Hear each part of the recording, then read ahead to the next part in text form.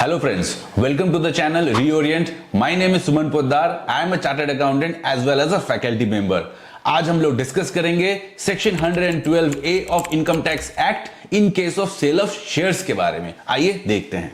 What we learn from this video: long-term capital asset and short-term capital asset in case of listed shares, provisions of section 112A of income tax act, example explaining the provisions of section 112A. Long term capital asset and short term capital asset क्या हुआ? अगर आपके पास shares है, listed shares in a stock exchange, अगर आप hold करते हैं इसको for less than 12 months then इसको कहेंगे शॉर्ट टर्म कैपिटल एसेट। अगर आप होल्ड करते हैं for more than 12 months then इसको कहेंगे हम लोग long term capital assets. Provisions of section 112 of income tax act क्या बोलता है?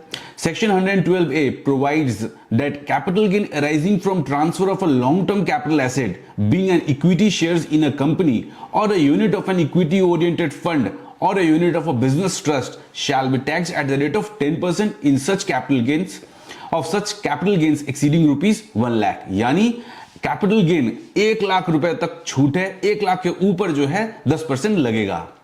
This concessional rate of 10% will be applicable कब?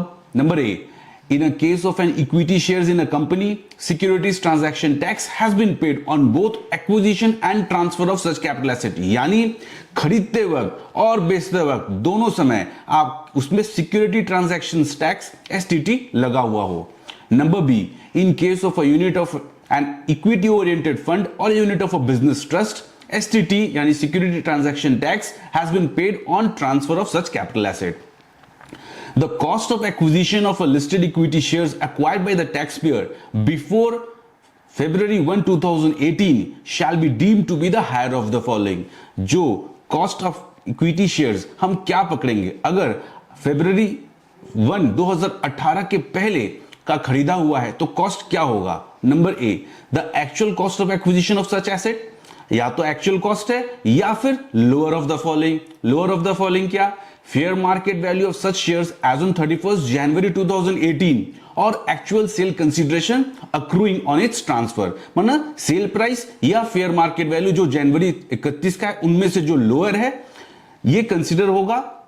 उसके बाद कंपेयर करेंगे हम लोग की एक्चुअल कॉस्ट ऑफ एक्विजिशन क्या है। इन दोनों में जो हायर है उसको हम लोग कॉस्ट ऑफ एक्विजिशन मानेंगे। The fair market value of listed equity shares shall mean its highest price quoted on the stock exchange as on January 31st, 2018.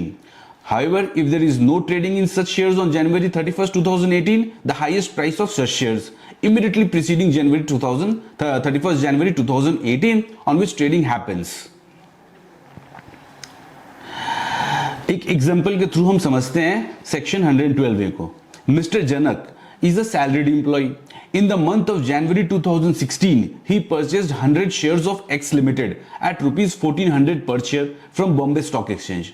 These shares were sold through BSE in April 2023 at the rate of rupees 2600 per share. The highest price of X Limited share quoted on the stock exchange on January 31st, 2018 was rupees 1800 per share. What will be the nature of capital gain in this case?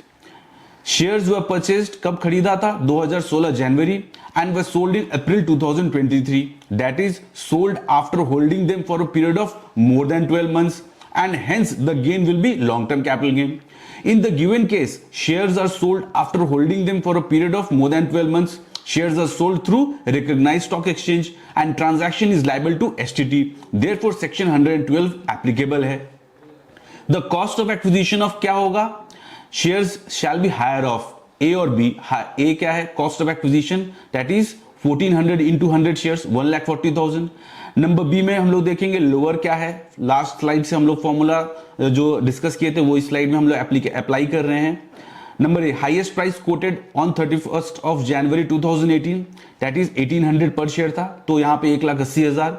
Number B, cell consideration 2,60,000 माने 2,600 into 100 that is 2,60,000। तो इन दोनों में जो lower होगा वो हम consider करेंगे तो 1,80,000 कंसीडर करेंगे। Thus, the cost of acquisition of shares shall be rupees 1,80,000. Accordingly, long-term capital gain in the hands of Mr. Janak would be 80,000. That is 2,60,000 में जो मटेरियल बेचा था उसने 2,60,000 में उसने शेयर्स बेचे थे माइनस 1,80,000 कॉस्ट ऑफ एक्विजिशन निकला। तो आंसर आया 80,000 rupees. Since long-term capital gain does not exceed rupees 1 lakh, nothing is taxable in the hands of Mr. Janak. Section 112 क्या बोलता है? 10% लगेगा in an excess of rupees 1 lakh. अगर आपका 1 लाख से ऊपर का गेन है तब जाके उसके ऊपर जो एक्सेस अमाउंट है उसके ऊपर 10% टैक्स लगेगा. इन दिस केस 80,000 गेन हुआ जो 1 लाख से नीचे है, तो यहां पे long term capital gain tax नहीं लगेगा. Example 2. Mr. Saurav is a salaried employee. In the month of July 2017, he purchased 100 shares of XYZ Limited at the rate of 2,000 per share from Bombay Stock Exchange. These shares were sold through NSE in June 2023 at the rate of 4,900 per share. The highest price of XYZ Limited share quoted on a stock exchange on January 31st, 2018 was 3,800 per share. What will be the nature of capital gain in this case? देखो solution क्या है. Shares were purchased in July 2017 and were sold in June 2023. That is sold after holding them for a period of more than 12 months and hence the gain will be long term capital gain. In the given case, shares were sold after holding them for a period of more than 12 months. Shares are sold through recognized stock exchange and the transaction is liable to STT, security transaction tax लगेगा. Therefore, section 112A is applicable in this case. The cost of acquisition of X Limited shares shall be higher of number A, cost of acquisition that is 2 lakhs, 2000 into 100, या फिर B में देखेंगे lower of the following. Highest quoted price 3,800 into 100 जो जनवरी में था 3,80,000 रुपया. Sale consideration 4,900 into 100 that is 4,90,000. तो इन दोनों में लोअर कितना है? 3,80,000, 3,80,000 rupees. Thus, from above, the cost of acquisition of shares shall be rupees 3,80,000. Accordingly, long-term capital gain taxable in the hands of Mr. Saurav would be rupees 1,10,000. That is 4,90,000 जो sale price है minus 3,80,000 जो cost of acquisition निकला. Since the long-term capital gain exceeds 1 lakh, hence it will be covered under section 112A. Mr. Saurav would be liable to pay at the rate of 10% on rupees 10,000. यानी 1,10,000 में से 1 लाख तो छूट था, जो 10,000 बचा उसके ऊपर 10% का लॉन्ग टर्म कैपिटल गेन लग जाएगा. Next, when transfer of listed security not covered under section 112A. अब सपोज कई सिचुएशंस में जो शेयर्स या इक्विटी जो या कोई फंड जो कवर नहीं होता है 112A में, उसका क्या होगा? A taxpayer who has earned long-term capital gains from transfer of any listed security or any unit of UTI or mutual fund not being covered under section 112A and zero coupon bonds shall have the following two options. उसके पास दो options हैं. Number 1, avail the benefit of indexation. The capital gains so computed will be charged to tax at normal rate F 20% plus surcharge plus cess. यानी आप indexation लगाओ और 20% tax दो, या फिर नंबर बी क्या है, इंडेक्सेशन नहीं लगाओ और स्ट्रेट फॉरवर्ड 10% टैक्स दो.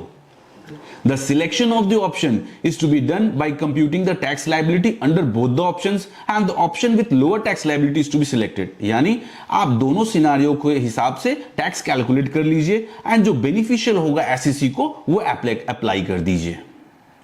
नेक्स्ट, ये एग्जांपल के थ्रू समझते हैं हम लोग. Mister Kumar, a non resident, purchased equity shares listed by of Shyamla Limited in December 95 for rupees 28,100. These shares were sold outside recognized stock exchange in April 2022 for rupees 5 lakh. He does not have any other taxable income in India. What will be his tax liability? मैंने दो option का दो column बनवा लिया.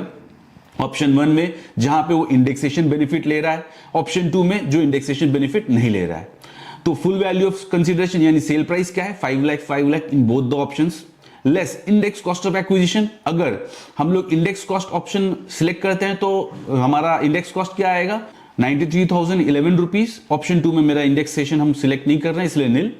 Less cost of acquisition option 1 में नील और option 2 में 28,100 तो मेरा ओरिजिनल कॉस्ट था 28,100 रुपया.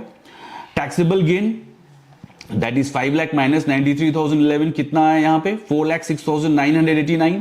एंड ऑप्शन 2 में कितना आया? 5 लाख माइनस 28,100 4,71,900. तो ऑप्शन 1 में सिंस इंडेक्सेशन अवेल कर रहा है तो टैक्स क्या लगेगा? 20% ऑन 4,06,000 कितना आया? 81,389. ऑप्शन 2 में इंडेक्सेशन अवेल नहीं कर रहा है तो टैक्स कितना लगेगा? 10%, दैट इज 47,190. तो बेनिफिशियल कौन सा एसएससी को? 47,000 जो लोअर होगा tax. From the above example, it is clear that Mr. Kumar will go for option number 2.